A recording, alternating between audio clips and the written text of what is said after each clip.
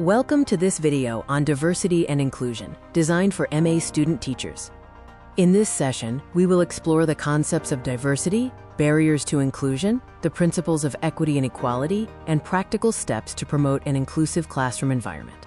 By the end of this video, you will be able to explain the forms of diversity, identify different types of barriers to inclusion, distinguish between key concepts like equity and equality, and understand your role as a teacher in fostering an inclusive educational setting.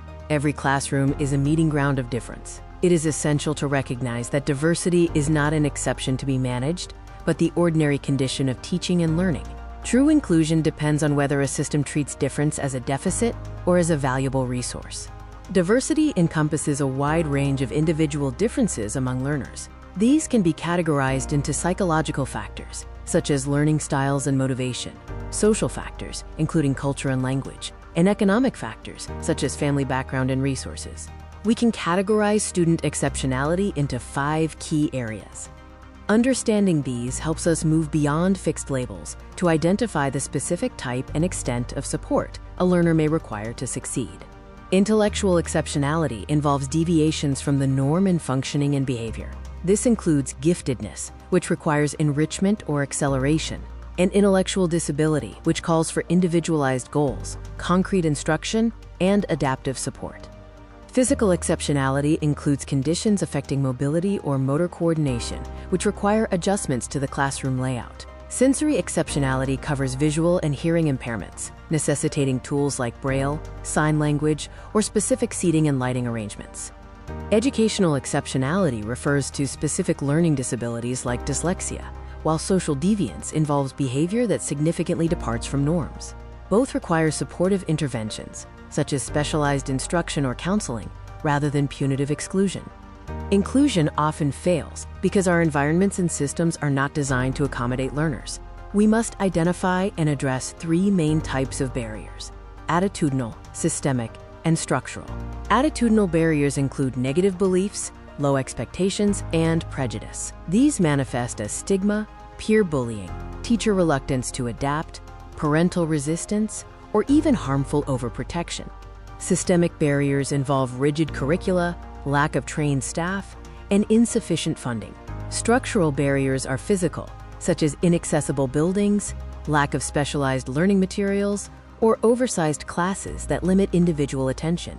Exclusion and inclusion represent fundamentally different approaches. Exclusion denies access or keeps learners segregated, while inclusion welcomes all, restructures the system to fit the learner, and keeps support integrated within the classroom. It is crucial to distinguish between equality and equity. Equality provides the same resources to everyone, while equity provides differentiated support calibrated to individual needs to ensure everyone can reach a comparable outcome.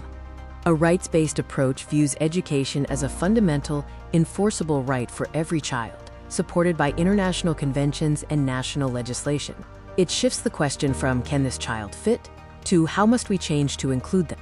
To promote inclusion, we must take concrete steps, ensuring physical and academic access, fostering social inclusion, empowering teachers as agents of change, and effectively utilizing assistive technology.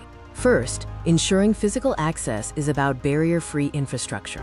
This includes practical adaptations like installing ramps, handrails, and wide doorways, providing accessible toilets, flexible seating, safe school transport, accessible signage, and playgrounds that are usable by all students. Next, we must ensure academic access by adapting our curricula and instruction. This involves using differentiated teaching, individualized education plans, providing assessment accommodations, utilizing resource rooms, and applying universal design for learning principles in lesson planning. Social access focuses on building a culture of belonging. This means fostering peer acceptance through buddy systems, enforcing zero-tolerance policies on bullying, encouraging participation in activities, conducting sensitization programs, and creating a space where differences are discussed respectfully. Teachers are the most important agents of change. They do this by training in inclusive pedagogy, adopting learner-centered strategies, modeling respectful attitudes, collaborating with support staff and families, reflecting on their own practice, and advocating for all learners. Assistive technology is a powerful tool for inclusion. Whether it is Braille displays for visual impairment, cochlear implants for hearing needs, specialized keyboards for physical motor challenges, AAC devices for communication, or spell checkers for learning disabilities, these tools bridge critical gaps. In summary, diversity is the norm. Inclusion requires dismantling attitudinal, systemic, and structural barriers. We move from exclusion to inclusion by prioritizing equity over equality and by ensuring access through design, technology, and empowered, advocacy-driven teaching. To conclude, let's consider your own context. What barriers do you see in schools you know, and what one concrete step can you take to remove them? For further reflection, refer to the self-check exercises in Section 3.7 of your study material.